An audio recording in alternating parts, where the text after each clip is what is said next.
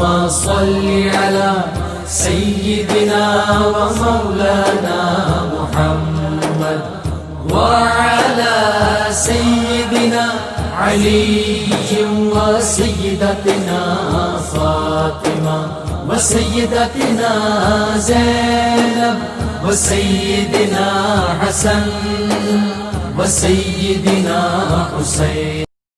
اعوذ باللہ من الشیطان الرجیم. بسم اللہ الرحمن الرحیم. الحمد للہ رب العالمین والصلاة والسلام علی اشرف الانبیاء والمرسلین واہل بیتہ الطیبین الطاہرین المعصومین. اما بعد. سورہ مبارکہ انفال آیت نمبر 17 سے آیت نمبر 25 17 سے 25 تک جنگ بدر ہی کے کانٹیکس میں یہ آیتیں مزید آگے بڑھ رہی ہیں. پچھلی آیتوں میں ہم دیکھ چکے کہ پروردگار عالم نے میدان میں سے بات قدم کے اوپر بہت زیادہ زور دیا اور یہ بتا دیا کہ اگر کوئی میدان سے بھاگتا ہے تو وہ یقیناً اللہ کے غضب کا شکار ہوگا، اس کا ٹھکانہ جہنم ہے، ایک گناہ کبیرہ ہے. اب اس کے بعد ظاہر ہے کہ میدان میں جو کامیابی ملتی ہے تو وہ کامیابی بظاہر ہم دیکھتے ہیں کہ مجاہدین کے ہاتھوں وہ کامیابی حاصل ہوتی ہے، لیکن پروردگار عالم اس بات کی طرف متوجہ کر رہا ہے کہ جو ظاہری کامیابی تمہیں حاصل ہوتی ہے اس کا بھی اصل سرچشمہ پروردگار ہے. اس حد تک کہ اس آیت کے اندر جو اس صفحے پر پہلی آیت ہے اس میں انداز یہ ہے کہ فلم تقتلوہم، تم نے ان لوگوں کو قتل نہیں کیا، ولکن اللہ قتلہم، بلکہ اللہ نے ان کو قتل کیا. وما رمیت اذ رمیت ولکن اللہ رمى، اور اے حبیب آپ نے جب سنگریزے پھینکے تو آپ نے نہیں پھینکے بلکہ اللہ نے پھینکے. اس میں دو پہلو بہت اہم ہیں کہ ایک کامیابی کو خدا کی طرف سے سمجھو، اور دوسری بات یہ کہ پروردگار عالم کی طرف سے جو خاص عنایت. اب ظاہر ہے کہ میدان جنگ کے اندر جو مجاہدین لڑ رہے تھے وہ بہت سے تھے، تو وہ اپنی اس کامیابی کو پروردگار کی طرف سے عنایت سمجھیں. اور جو خاص پیغمبر اکرم کا ایک معجزہ بھی وہاں پر ظاہر ہوا کہ بدر میں تھوڑی سی کنکریاں ہاتھ میں لے کر فوج کے دشمنوں کی فوج جو ہے اس کی جانب پھینکی، جس سے ان کی آنکھیں دہشت زدہ ہو گئی، اس پر ایک خاص اثر پیدا ہوا جس کے بعد انہیں شکست ہوئی.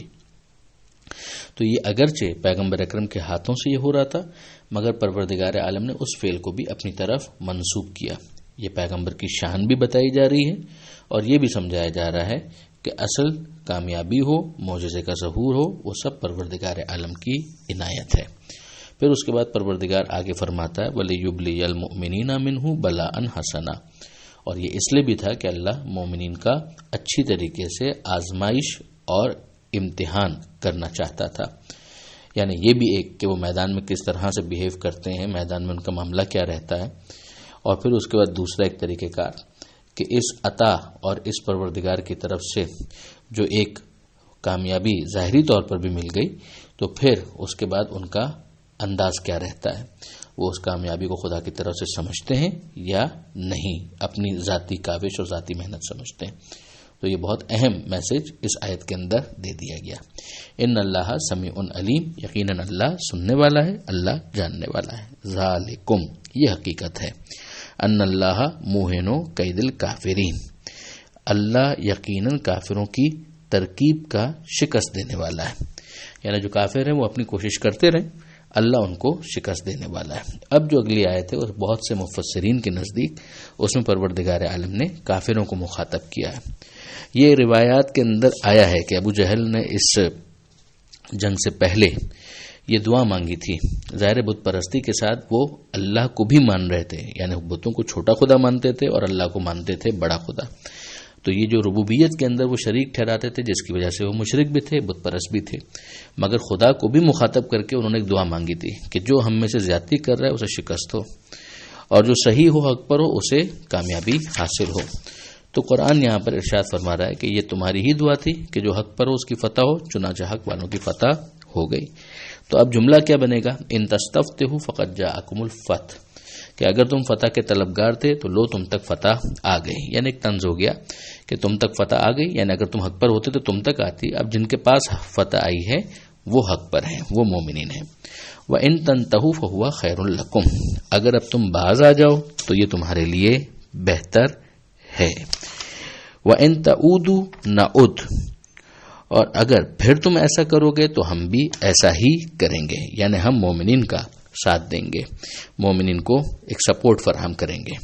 اب اس کے بعد میدان کی ان کی پرفارمنس ہے، یعنی یہ اپنی جگہ پر ہم جانتے ہیں کہ میدان کی پرفارمنس کو بہرحال کاؤنٹ کیا گیا ہے، اسی لیے تو کہا گیا کہ جو میدان سے بھاگ جائے گا یہ گناہ کبیرہ ہے، پروردگار کے غضب کو دعوت دے رہا ہے۔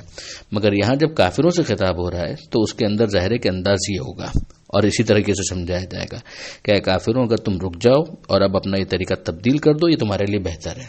وَإِن تَعُودُوا نَعُدْ، اور اگر تم واپس یہی حرکت کرو گے تو ہم بھی ایسا ہی کریں گے۔ وَلَن تُغْنِيَ عَنْكُمْ فِئَتُكُمْ شَيْئًا وَلَوْ كَثُرَتْ، اور تمہارا گروہ چاہے وہ کتنا ہی کثرت میں ہو، اس کی کثرت تمہیں کوئی فائدہ نہیں پہنچائے گی۔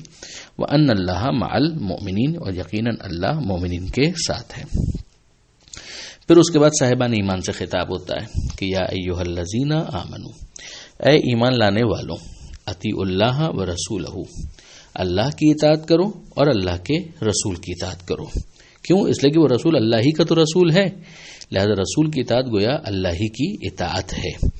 ہم دوسری جگہ یہ پڑھتے ہیں کہ من یطع الرسول فقد اطاع اللہ، جو رسول کی اطاعت کرے اس نے اللہ ہی کی اطاعت کی ہے۔ تو اللہ کے رسول ہونے کی وجہ سے اللہ کی اطاعت ہے، تو پروردگار اپنے نمائندے کو یہ شرف عطا فرماتا ہے۔ وَلَا تَوَلَّوْا عَنْهُ وَأَنْتُمْ تَسْمَعُونَ، اور دیکھو ان کی طرف سے منہ نہ پھیرو در حالانکہ تم سن رہے ہو۔ وَأَنْتُمْ تَسْمَعُونَ، تمہیں پتہ ہے، تم تک آواز آ رہی ہے، تو اب تم اپنا منہ نہ پھیرو۔ وَلَا تَكُونُوا، اور ان لوگوں کے جیسے مت ہو جاؤ، کالذین، ان کے جیسے، قالوا، جو کہتے ہیں سمعنا وہم لا يسمعون، کہ ہم سن رہے ہیں اگرچہ وہ سنتے نہیں ہیں، یعنی یہ سننے والے بہرے ہیں۔ آپ ایک محاورہ سنتے ہیں، پڑھا لکھا جاہل، یعنی پڑھا لکھا ہونے کے باوجود جب پڑھے لکھے والا بیہیویئر نہ ہو تو یہ جملہ کہا جاتا ہے۔ یہاں پر ایسا ہی ہے کہ بظاہر سن رہے ہیں مگر سننے کا جو نتیجہ ہونا چاہیے وہ ظاہر نہیں ہو رہا۔ اب پروردگار عالم نے ایک بہت اہم تبصرہ فرمایا کہ ان شر الدواب عند اللہ، بلا شبہ زمین پر بدترین چلنے والے۔ اب زمین پر بدترین چلنے والے، اس کا مطلب کیا ہوا؟ چلنے والوں میں کون کون ہے؟ خود انسان بھی ہیں، حیوانات، جانور سب شامل ہیں۔ ان میں جو سب سے بدترین ہیں عند اللہ، اللہ کے نزدیک، الصم البکم الذین لا یعقلون، یہ بہرے گونگے ہیں جو عقل سے کام نہیں لیتے۔ اس سے آپ اندازہ کر سکتے ہیں کہ عقل کا استعمال کتنا اہم ہے۔ اس کے اپنے پیرامیٹرز ہیں بے شک، مگر عقل کی حجیت کے اوپر خود یہ بہت اہم دلیل بنتی ہے یہ آیت، کہ اگر کوئی مسلمان ہے تو وہ عقل کی حجیت کو قبول کیے بغیر اس کے لیے چارہ نہیں ہے۔ اب اس کے بعد مزید سماعت ہی کے حوالے سے، سننے ہی کے حوالے سے پروردگار فرماتا ہے وَلَوْ عَلِمَ اللَّهُ فِيهِمْ خَيْرًا، اگر اللہ ان میں کوئی بھلائی جانتا، لَأَسْمَعَهُمْ، تو انہیں سناتا، وَلَوْ أَسْمَعَهُمْ لَتَوَلَّوْا، اور اگر انہیں وہ سناتا تو بھی وہ پیٹ پھراتے، وَهُمْ مُعْرِضُونَ، اور بے اعتنائی اختیار کیے ہوئے ہیں اور اسی طریقے سے وہ رہتے۔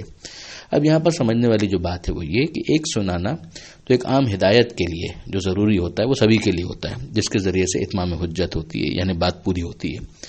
اب اس کے بعد اگلا مرحلہ ہوتا ہے کہ خصوصی ہدایت کا انتظام، اس طرح سے سنانا کہ خصوصی ہدایت کا انتظام کر دیا جائے۔ وہ اسی وقت ہوگا جب کسی سے اثر کے قبول کرنے کی امید ہو، اس اثر کے قبول کرنے کی جو صلاحیت ہوتی ہے اس کو یہاں خیرن سے، یعنی کوئی بھلائی، اس لفظ سے یاد کیا گیا ہے۔ یہاں کہا گیا ہے کہ اگر اللہ ان میں کوئی بھلائی جانتا تو ظاہر ہے کہ اس جاننے کا تعلق کسی حقیقت کے ساتھ ہے، تو اس کا مطلب یہ ہے کہ ان کا ذاتی قصور اس بات کا باعث ہے کہ اللہ ان کی خصوصی ہدایت نہیں کرے گا، یعنی اسپیشل ٹریٹمنٹ ان کو نہیں دیا جائے گا، اس لیے کہ وہ اپنے آپ کو دلی طور پر اس ہدایت کے قبول کرنے کے لیے آمادہ اور تیار کیے ہوئے نہیں ہیں۔ جس طریقے سے ہم دوسرے مقام پر سورہ یاسین میں یہ پڑھتے ہیں کہ انما تنذر من اتبع الذکر وخشی الرحمن بالغیب، کہ حبیب آپ تو اس کو ڈرا سکتے ہیں کہ جو نصیحت کا اتباع کرنے کے لیے تیار ہو اور خدائے رحمان کا بالغیب اس کے دل میں خوف موجود ہو. اگر یہ آمادگی نہیں ہے تو اگر آپ اس کو بول بول کر متوجہ بھی کریں گے تو کوئی فائدہ نہیں ہوگا. تو ایک عمومی جو سنانا ہے وہ کافی ہے اتمام حجت کے لیے کہ بھئی پیغام تم تک پہنچا تھا مگر تم تیار ہی نہیں تھے اس پر غور کرنے کے لیے، تو اب خاص کان پکڑ کر تم کو نہیں سنایا جا سکتا.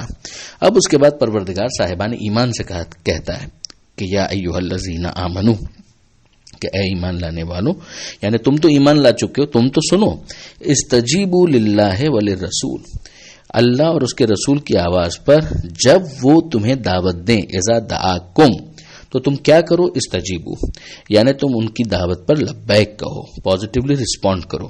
اس کا نتیجہ کیا نکلے گا؟ لما یحییکم، تاکہ وہ تمہیں زندہ کر دیں.